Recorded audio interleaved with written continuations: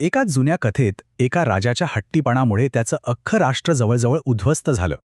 आणि याच कथेच्या आधारावर आजचा हा उपदेश एका खूप मूलभूत प्रश्नाला हात घालतो. तो म्हणजे आपण ऐकण्याचं का टाळतो आणि त्याचे नेमके परिणाम काय होतात. जरा विचार करा, या उपदेशाची सुरुवातच इतक्या जबरदस्त प्रश्नाने होते. हा प्रश्न आपल्याला विचार करायला लावतो की आपण डॉक्टर किंवा बॉस यांसारख्या मानवी अधिकारांवर किती सहज विश्वास ठेवतो, पण जेव्हा दैवी मार्गदर्शनाचा विषय येतो तेव्हा आपण त्याकडे दुर्लक्ष का करतो. यामागे नेमकं काय कारण असावं? तर या उपदेशाच्या पहिल्या भागात दैवी मार्गदर्शनाला नाही म्हणण्याच्या आपल्या मानवी स्वभावावर प्रकाश टाकला जातो. आणि ही केवळ एक चूक नाहीये, तर ही एक खोलवर रुजलेली सवय असू शकते. आणि मुद्दा हाच आहे की ही काही साधीसुधी निवड नाही. उपदेश आपल्याला सांगतो की हा एक नकार आपल्या संपूर्ण जीवनाची दिशा ठरवू शकतो. आणि त्याचे परिणाम किती गंभीर असू शकतात हेच आपण आता पुढे पाहणार आहोत. आता आपण थेट त्या कथेवर येऊया, जी या उपदेशाच्या केंद्रस्थानी आहे.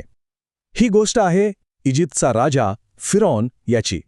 खरं तर ही कथा या संपूर्ण उपदेशाचा मूळ आधार आहे आणि मुख्य संदेश याच कथेतून मिळतो. ही पार्श्वभूमी समजून घेणं खूप खूप महत्त्वाचं आहे. जरा कल्पना करा, 400 वर्षांची गुलामगिरी म्हणजे पिढ्यानपिढ्या त्रासात होत्या आणि स्वातंत्र्याची फक्त एक अंधुक्ष आशा होती. अशा गंभीर परिस्थितीत देवाने हस्तक्षेप करायचं ठरवलं. आणि ही स्लाईड बघा, इथे तो संघर्ष अगदी स्पष्टपणे दिसतोय. एका बाजूला देवाची अगदी स्पष्ट, सोपी आज्ञा आहे आणि दुसऱ्या बाजूला माणसाचा अहंकार. फिरौनचा तो प्रश्न, परमेश्वर कोण आहे, हा केवळ एक साधा प्रश्न नाहीये, तर तो त्याचा घमंड आणि अज्ञानाची एक खूप मोठी साक्ष आहे. तर मग या अहंकाराचे परिणाम काय झाले, चला पाहूया. फिरौनने नकार दिल्यानंतर कथेतील नाट्यमयता आणखी वाढते, कारण त्याला एका मागोमाग एक दैवी इशारे दिले जातात. आता इथे जे दिसतंय ना, ते खूप महत्वाचं आहे. हे नकार आणि परिणामांचं एक चक्र आहे, एक सायकल. प्रत्येक आपत्तीनंतर फिरौनाला एक संधी मिळत होती, पण तो ऐकायला तयारच नव्हता. बघा ना, नाईल नदीचं पाणी रक्त झालं तरी त्याचा नकार कायम होता. देशाला बेडकांनी अक्षरशः भरून टाकलं तरी तो हट्टीच राहिला. एकामागोमाग येणारे हे इशारे त्याच्या कठोरपणाची तीव्रता दाखवतात. ह्या काही निव्वळ नैसर्गिक आपत्ती नव्हत्या, तर त्या स्पष्ट चेतावण्या होत्या.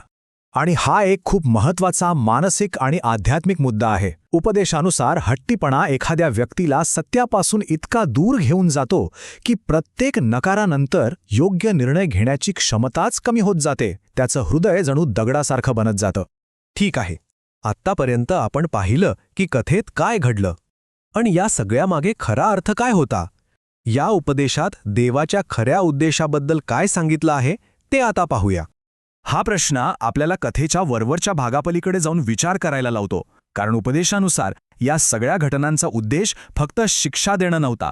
नाही, त्यामागे खूप खोल आणि महत्त्वाचा हेतू होता.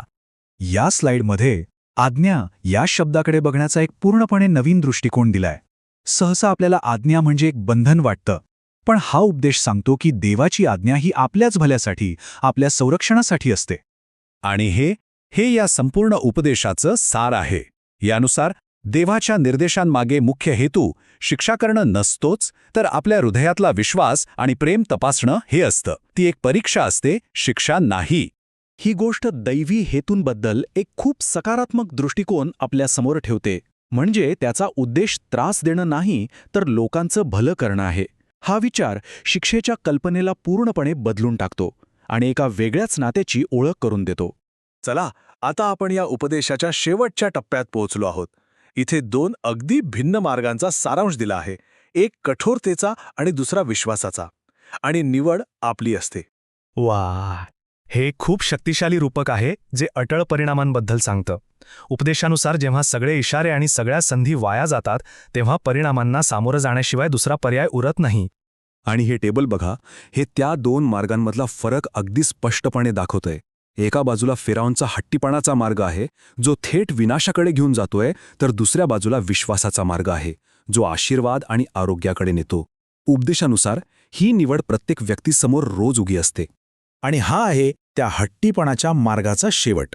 हो, फिरौनने शेवटी निर्णय घेतला खरा, पण केव्हा, जेव्हा त्याचं संपूर्ण राष्ट्र उद्ध्वस्त झालं होतं. त्याला एक खूप मोठी, कधीही भरून न निघणारी किंमत मोजावी लागली. एक होकार जर त्याने वेळेवर दिला असता, तर हा सगळा विनाश टाळता आला असता. आणि शेवटी हा उपदेश आपल्याला याच एका प्रश्नावर विचार करायला सोडून जातो.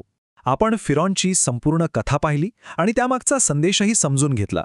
आता याचं उत्तर काय आहे हे प्रत्येकाने स्वतःच्या अनुभवावरून आणि विवेकावरूनच ठरवायचं आहे.